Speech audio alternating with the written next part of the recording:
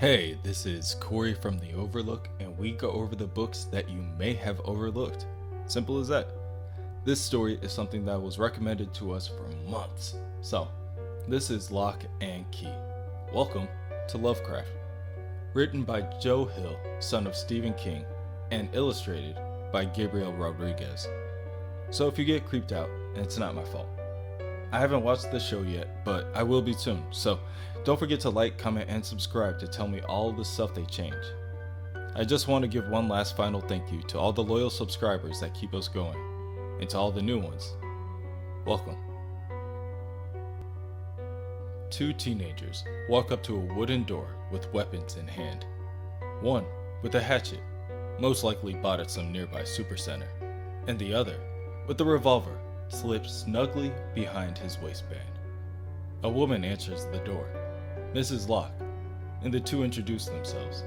First, the boy with the pistol states his name is Sam Lesser. Mr. Locke, her husband, was his guidance counselor last year. The other attempts to hide a smile before he slips out that his name is Al Grubb.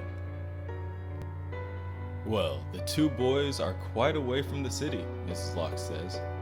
To that, Sam assures her that they happen to be in the neighborhood, and, for the record, he remembers Mr. Locke showing him a picture of their place. He even offered that Sam swing by and say hi sometime, maybe hang out with their son Tyler. Mrs. Locke cautiously examines the boys and looks out to her front yard. A red pickup truck sits parked in her driveway. It's not hers. She comments on the truck, and Al admits that the truck isn't theirs either. It's his uncle's. But don't worry, Al says. He doesn't mind. Down by the pond, Tyler stares down at his reflection. At the moment, he wishes that he could be anyone but him. Maybe if God brought down one little earthquake that would make his roof fall in on his room, his parents would send him somewhere else while repairs were being made. Maybe Baja to hang out and surf with Rod Fess. Maybe he could stay with his cousin Orrin. Orrin may be a little overly obsessed with celebrities and their deaths, but it's better than the boredom Tyler is suffering now. His little brother Bodie emerges from the water with a handful of some tar-like substance. It's frog poop, he explains. He almost caught it though, Bodie quickly argues. To nobody, Tyler might add. Shortly after, the two brothers are joined by their sister, Kinsey. Kinsey stands with her arms on her hips in disapproval as she asks the two brothers what has them so busy, and if they are done playing around, then maybe they can help her and her dad finish painting the rest of the house. Break's over. Tyler sulks and tells his sister that everything about their situation sucks. Kinsey questions her brother. She understands that he hates his life, but what's so bad about moving and having to paint a house? Nothing, Tyler replies. He just killed to get back to San Francisco. Mr. Locke walks into the open door of the house, overalls stained with white paint, and freezes at the sight of Al and his hatchet. He never even noticed Sam standing against the wall with a pistol in his hand. Now, as Tyler looks down at the blood-red urn, he wonders, why?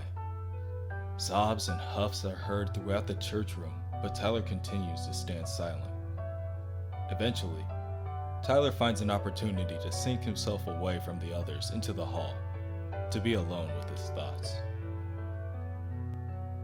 Rod Fess joins Tyler in his silence, awkwardly asking him how he's doing, and his cousin Orrin, telling Tyler that he can't believe any of this. From what he remembers, Orrin last saw Sam Lesser at Ozfest, and he didn't seem like a psycho at the time. Or well, any more of a psycho than anyone else there.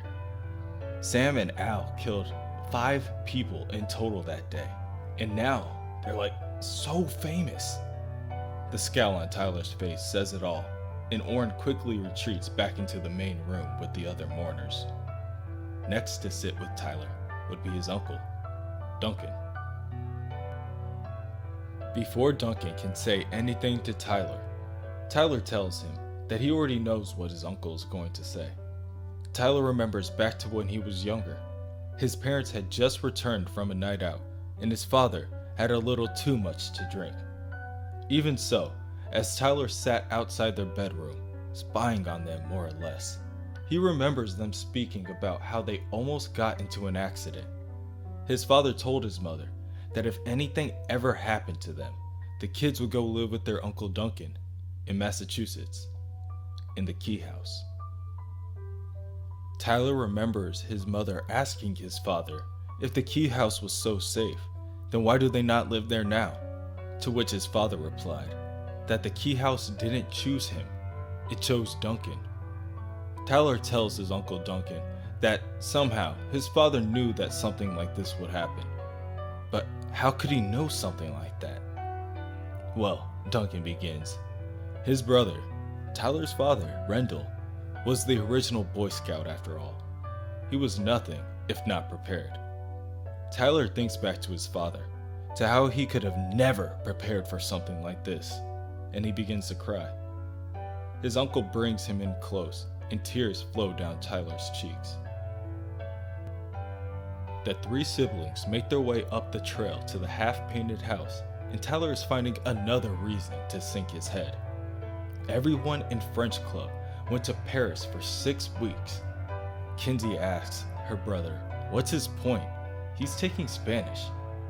His sister doesn't understand, but that was just another beautiful example of how Tyler can't catch a break. Why his life just sucks.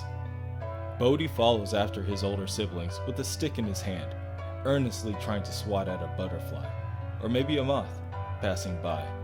It was too quick for Tyler to see, and too off topic for Kinsey to care. Suddenly, a deafening shot from a revolver echoes throughout the house. "The fuck?"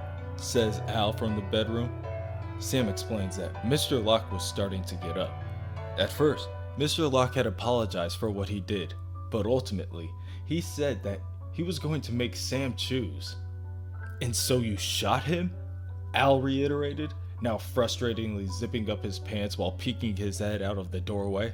His hatchet lay on the ground, bloody near the blade.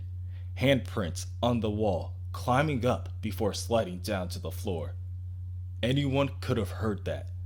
Sam assures Al that no one heard.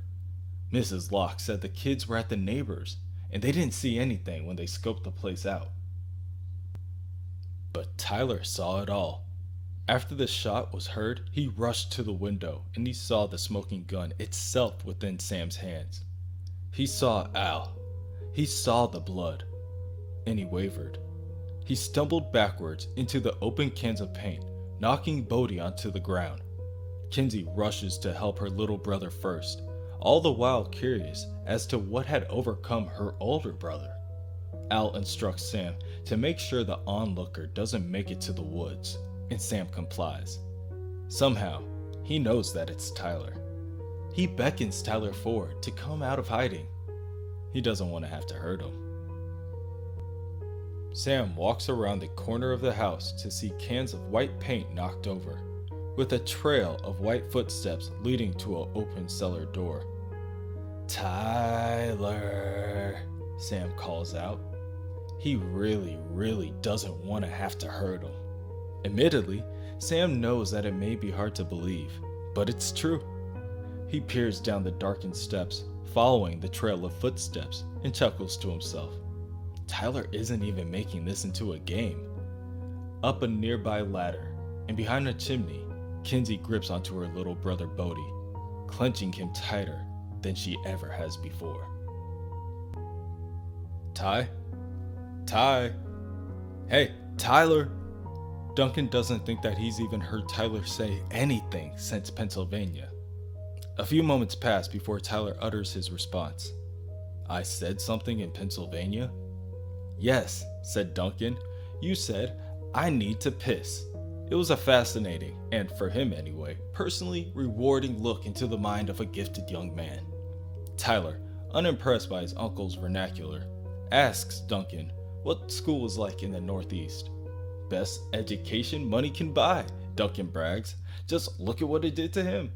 4 years in the Lovecraft Academy and 4 years at the Massachusetts School of Art. all combined to make the failed painter that sits next to Tyler today. Anyway, Duncan warns, Tyler should know that people around Lovecraft already know about what happened to them. It's not like it was publicized in the newspaper or anything, but Tyler's dad did grow up there, so eventually word just got around. Great, Tyler sighs. People get to be one thing in high school. Everybody already knows him, so he lucked out and gets to be the victim. Duncan tells Tyler that it's not going to be like that. Only Tyler can decide who he's going to be. To that, Tyler tells his uncle that his father was the guidance counselor. So could he try not to be? And for the record, he's not so good at it. The two arrive at the key house and exit their rented moving truck. Behind them, a blue sedan parks and the doors to the car swing open as Bodhi leaps out in excitement. Kinsey slowly stands to her feet and gazes at the giant clapboard building. Some of the additions to the house rose 6, possibly 7 windows high. Each addition of different quality, slidings, and deterioration due to age made the structure quite a sight to behold. The key house. Mrs. Locke uses her cane to help her get her footing and lifts her glasses with a sigh. She has been stuck in the car with her son Bodhi for the better part of 3 days. Sanity left her a long time ago, somewhere near Idaho. And for that reason, she encourages everyone to take a break. Come on, Ty. Nobody wants to play hide and seek. Sam looks around each dark corner for Tyler and tells him to rest assured. He isn't going to kill him. He just wants to help Tyler. In fact, Sam did this for Tyler. Remember? They talked about it. That time. Sam said that he wanted to kill his mom and dad, and Tyler said, well, he said what he said. Tyler remembers. Anyway, Sam felt a connection. He felt like Sam had been following the long trail of the lone footstep all the way to the discarded shoe left in the middle of the basement. Tyler uses Sam's momentary confusion and leaps forward with the brick grasped tightly in his hand. Sam hears the shuffling of Tyler's feet and lets out a shot in Tyler's direction. The bullet whizzes past Tyler and hits a nearby wall. Adrenaline pumps through Tyler's blood as he tries to knock Sam to the ground. Sam clutches onto his weapon, causing 3 more bullets to fire out, aiding in his off-balance trip to the floor, and the two crash onto the ground. Tyler swings the brick at Sam, and blood flies out of Sam's gashed skin and busted gum under his lip. But he still stands. Sam shakily points the gun at Tyler, and with tears building in his eyes, Tyler throws the brick full force in Sam's direction. The brick hits Sam in the face and knocks his aim off center for the 5th shot. Tyler knocks the gun out of Sam's hand and begins to crawl away. Sam sobs as the open wound on his face touches the dirty basement air. Tyler crawls over to the brick that lay nearby and rushes to his feet and back to Sam once more, knocking him to the floor.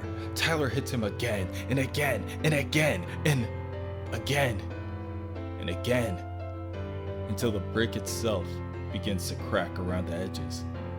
Tyler stands to his feet and blood continues to drip from him, his shirt, the brick, and Sam. Tyler composes himself and begins to lift the floorboard to the inside of the house. His father's heavy body weighs down the door as he pushes up. Al, seeing this, smirks and walks over. Fists clench and kicks the dead body over, allowing Tyler to scuffle into the house. With Sam's pistol in hand, Tyler aims his sights towards Al and pulls the trigger. Empty. Al makes his way closer to Tyler, telling Tyler that he counted the shots. Why else would he still be around? Now, where did he leave his hatchet? All Tyler remembers is seeing the tears roll down his mother's face as she buried the hatchet deep within Al's skull. Mrs. Locke tells her son to get away from the house. She tells him to take his brother and sister and make their way to the neighbors, the Hutchinsons. But Tyler begins, but his mom restates her instructions, now making it more clear that this wasn't a suggestion, but rather a demand. Tyler looks down at his dad's body that fell down the cellar hatch. He looks at the picture of his dad on top of the casket. He looks at the eerie, mossy pool in the backyard of the key house, and he wishes that he could be anywhere but there. Kinsey, after not being able to spend much time with her brother the last couple of days, asks if he wants to go look around the house with her. They get to pick their own rooms, and he can pick first, since he's the oldest. Tyler doesn't care. He'll just throw down wherever. Tears begin to form in Kinsey's eyes as she musters up the courage to ask her brother what's holding him together. She's cried so many times, she's lost count. She knows Tyler and their father butted heads, but Christ, Tyler was still like his favorite, so what's wrong with him? Tyler turns away from the pool briefly to tell his sister that whatever he was to their father, he wasn't worth it, and returns his gaze to the water. Kinsey asks her brother what has him so distracted, what he sees in the water that's so captivating. But Tyler tells her that he can only see his reflection, his bloody, angry, lost reflection, brick in one hand, pistol in the other, the reflection of a killer. He tells his sister that it's nothing before wondering aloud where Bodhi ran off to. He hasn't been there since he was 2, Kinsey reasons. He's probably exploring.